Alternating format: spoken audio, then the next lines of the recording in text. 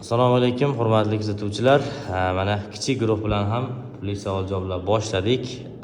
Dars oxirida yoki darsdan oldin bir qator o'tilgan mavzular takrorlash maqsadida bolalarni qaysidir ma'noda rag'batlantirish maqsadida turli savol-javoblar o'tkazyapmiz. Bulardan ham kichkina guruhimiz Sport Kids kitobimizdan darslar bo'lyapti. Shundan savol-javob qilamiz. Bu kitob muallifi o'zim.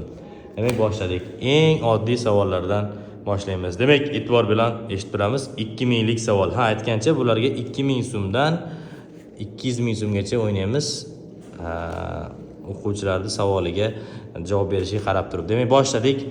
A qo'shilgani B teng S. Sani nomi nima? Dilshodjon? Qiymat. Noto'g'ri. Juda ham oson. Shoshib qolyapsizlar yo hayajonlanib qolyapsizlar? Savolni o'zgartiramiz.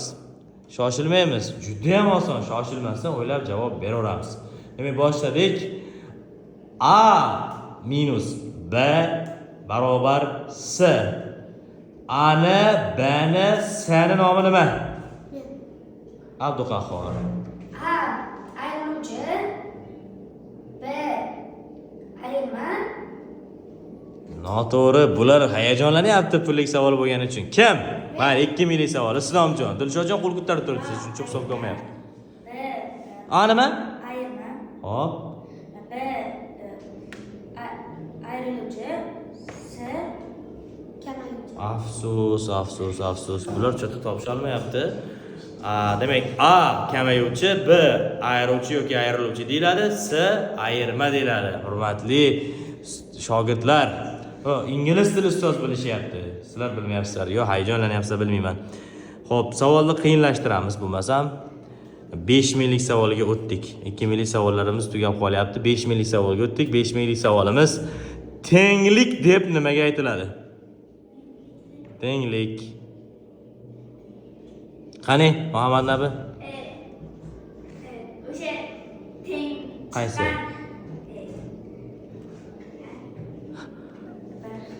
Noma'lumni qiymatini topish. Bu pullar hammasi qoladigan, xudo xolasa bugun. Hech kim javob bera olmayapti. Yaxshi. Yana bitta savol. Raqam bilan 5000 lik savol. Raqam bilan sonni nima farqi bor? Abduqahhor birinchi qo'l ko'tardi. Raqam bu 0 dan 9 gacha son. Son bu 1 dan boshlanib oxiri tugamaydi. Farqi oddiy bitta so'z bilan tushuntirib bergandim. Oddiy bir so'z bilan. Agar to'g'ri topsang 10 ming beraman mayli. 5 ming emas, 10 ming. 10 ming so'm. To'liq o'sha qisqa tushuntirib berganimni aytsang, shunaqa bo'ladi. Raqam bu 0 dan 9 gacha bo'ladi. Hop. Sonlar, keyin son sanog'i yo'q. Mana shu yerda bitta so'zni aytsang, berardim. 15 ming beraman. To'liq aytsa. Abduqahhorga faqat chans, hozir qolganlarga o'tamiz bilmasa. 15 mingga chiqdi. Qani? Bitta so'z bilan to'g'ri aytding hozir. Mana rag'batlantirib turaylik. To'g'ri aytdi o'zi aslida. Raqam 0 dan 9 gacha bo'lgan belgilar. Endi raqam bilan sonni nima farqini boshqacharoq ta'rifini aytdi. Biz dars o'rgatgan ta'rifda aytganida 15 ming so'm qo'lga kiritardimi? 2 ming so'm. To'g'ri javob berganing uchun. Xo'p. Kim shunga to'liq javob bersa 5 ming. Islomjon, Raqam bu 0 dan 9 gacha son cheksiz. yo'q, hozir Abduqahhor shu savolga javob berdi-yu, qisqasini o'rgatdim. Farqini oddiy bir so'z bilan, ha. Dilshodjon, Raqam bu shu bitta bir so'z bilan qisqagina o'rgatgan edim. Kim aytadi? raqam bir xonali bo'ladi, son 2 xonali. Son ham bo'lishi mumkin. To'g'ri. Pullar yonimga qoladi shekilli.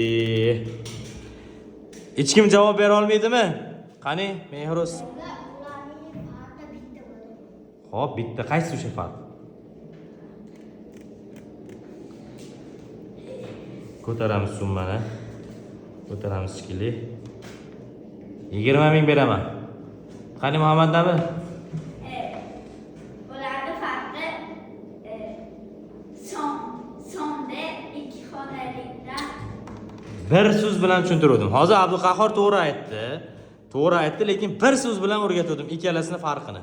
Shuni nazarda so'rayapman. Kim bu pullar yonga qoldi? Hurmatli kuzatuvchilar, hurmatli ota-onalar, mana realniy pul hammasi. Yo'qmi? O'tiramiz, o'zim javob beraman. Pul yonga qoldi.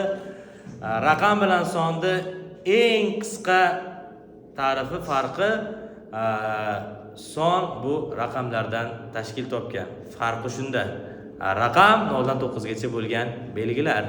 Son raqamlardan tashkil topgan. Abduqahhor to'g'ri javob berganda, shuning uchun 2000 so'mni qo'lga kiritdi. Oxirgi savollarimizga o'tamiz. Oxirgi savollarimiz 10,000 so'mlik savol o'ynaymiz. Oddiy kasrni necha xil usulga bo'lib, ya'ni nechta turga bo'lib o'rgandik oddiy kasrni. Qani Behruz? Qanaqa?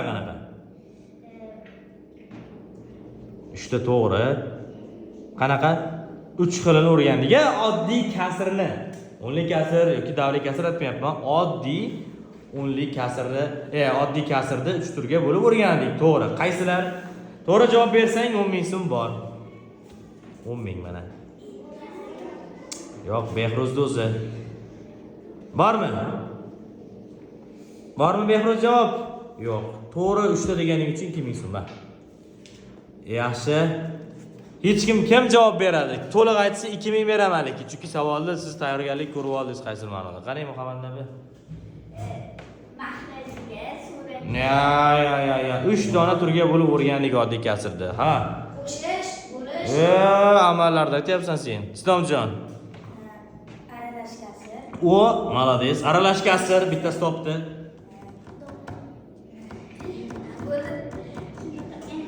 O'nminglik savolni 2000 ga tushirib qo'yapsizlar.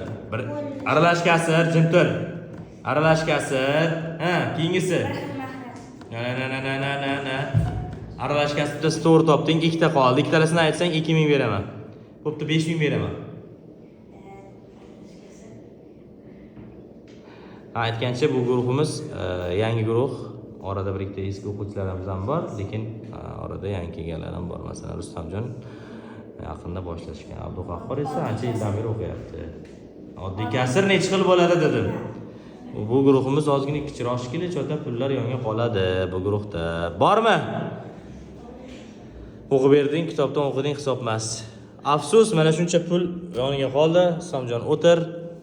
Bu savolning javobini ham o'zim beraman. Bu pullar o'zimda qoldi. 3 xil. Birinchisi to'g'ri kasr, ikkinchisi noto'g'ri kasr, uchinchisi aralash kasr yoki aralash son deb o'rganganmiz. Hurmatli kuzatuvchilar, bizni kuzatishda davom eting. Mana shunday pullik savol javoblarimiz bir oyda 1 marta yoki 2 marta kayfiyatga qarab ko'proq o'tkazishimiz mumkin bo'ladi. Bizni kuzatishda davom eting. Barchangizga rahmat.